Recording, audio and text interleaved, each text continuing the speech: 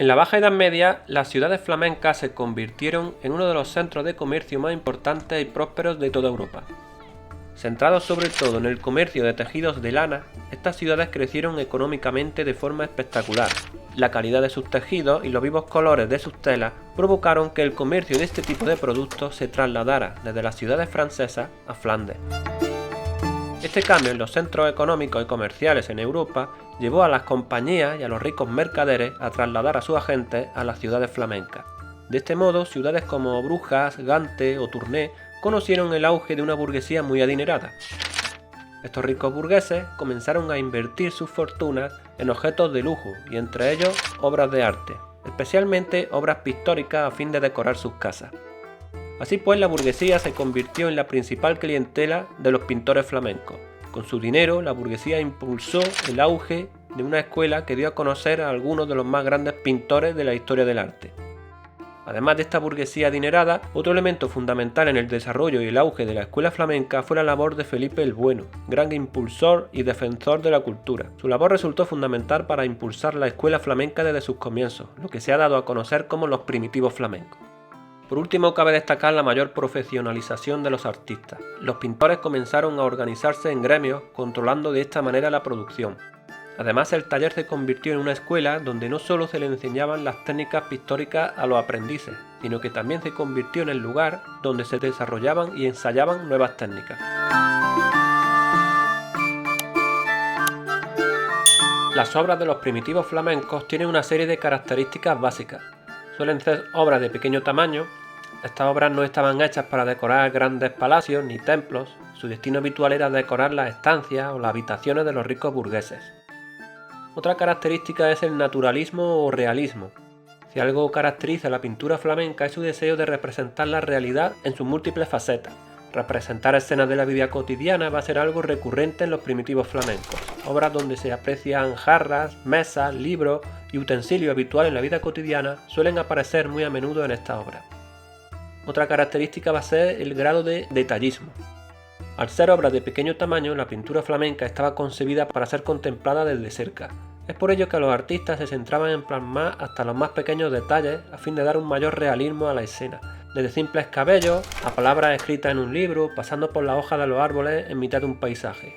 Cualquier detalle, por nimio que fuese, era susceptible de ser incorporado a la obra. Un ejemplo del grado de detallismo lo podemos apreciar en la obra de la Virgen del canónigo Van der Pijl de Jan van der Eyck. El cabello de la Virgen y el niño o el rostro del propio canónigo, donde se aprecian las arrugas de la piel, es un ejemplo de este nivel de detallismo. Otra característica es la religiosidad.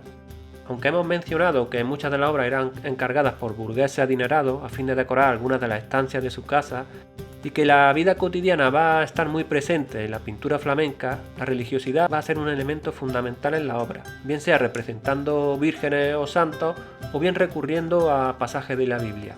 Una vez esta religiosidad se presenta en forma directa para el espectador, elaborada para ser entendida de forma fácil, y otras veces la escena está cargada de un gran simbolismo religioso, con detalles que necesitan un ojo más acostumbrado para interpretar esa religiosidad que se pretende mostrar. En este sentido, Jan van der Eyck es un maestro a la hora de crear obras cargadas de gran simbología y de metáforas religiosas. Si el realismo es una característica básica de esta escuela, este mismo realismo lleva implícito el perfeccionamiento del retrato, y en este sentido nuevamente Jan van Eyck va a ser el gran retratista de la escuela flamenca. Además del retrato, los pintores van a representar en su obra el paisaje que los rodea, tanto urbano como rústico. Espacios naturales como montañas, caminos, prados, a menudo son elementos principales de la obra.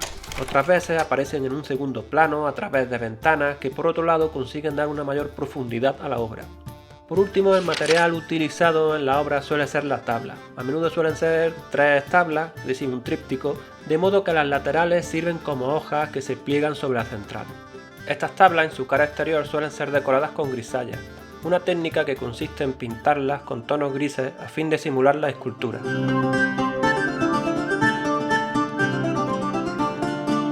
El maestro de Flemal, identificado por la historiografía como Robert Camping, el maestro de la escuela de Tournai, donde tuvo como alumnos a pintores tan destacados como Van der Weyden o Jacques Darret. En su obra se aprecia influencia de autores anteriores, especialmente miniaturistas como los hermanos Limbo. Obras suyas como La Virgen con el Niño se observa ya esa preocupación por los detalles de la vida cotidiana o la importancia de mostrar profundidad, tan característico en la escuela flamenca. Entre sus obras más destacadas podemos mencionar La Virgen con el Niño de la National Gallery de Londres, el Tríptico de Merode, Cloister Museum de Nueva York o la Natividad en el Museo de Bellas Artes de Dijon. Jan van Eyck, considerado el gran retratista de la escuela, su obra se caracteriza por la excelente técnica, el cuidado de los detalles y el carácter intelectual que impera en sus composiciones. Su obra está cargada de simbolismo y metáforas, lo que le imprime una gran complejidad interpretativa. Entre sus obras podemos destacar el Políptico del Cordero Místico, también conocido como el Políptico de Gante, en la Catedral de Pavón, Gante, pintado junto con su hermano Hubert, es quizás su obra cumbre. La Virgen del Canónigo Van der Pil, del Museo Groningen de Brujas, o el Matrimonio Arnolfini, National Gallery de Londres, o la Virgen del Canciller Rolling, en el Museo del Louvre, París. Roger van der Weyden, discípulo de Robert Camping, es otro de los grandes nombres de la escuela flamenca. Si Van Eyck habíamos destacado el carácter intelectual de su obra, van der Weyden destaca por el carácter sentimental y emotivo de sus composiciones. Conocido como el pintor del dolor, su obra muestra la preocupación por las emociones humanas, la armonía y la minuciosidad de los detalles. Entre sus obras principales destacamos el Descendimiento, el Museo del Prado, Madrid, el Tríptico de la Anunciación, del Museo del Louvre, o las Sacras Conversaciones o la Madonna Medici, Instituto de Arte Stadler de Frankfurt. Brujas se convirtió en sede de una escuela en la que destacó entre todos ellos Hans Memling, del que se cree que pudo trabajar en el taller de van der Weyden. Sin embargo, su obra se aleja mucho de este. La obra de Memling se caracteriza por representar figuras serenas, amables, es decir, un tono más suave que el dramatismo que presenta van der Weyden.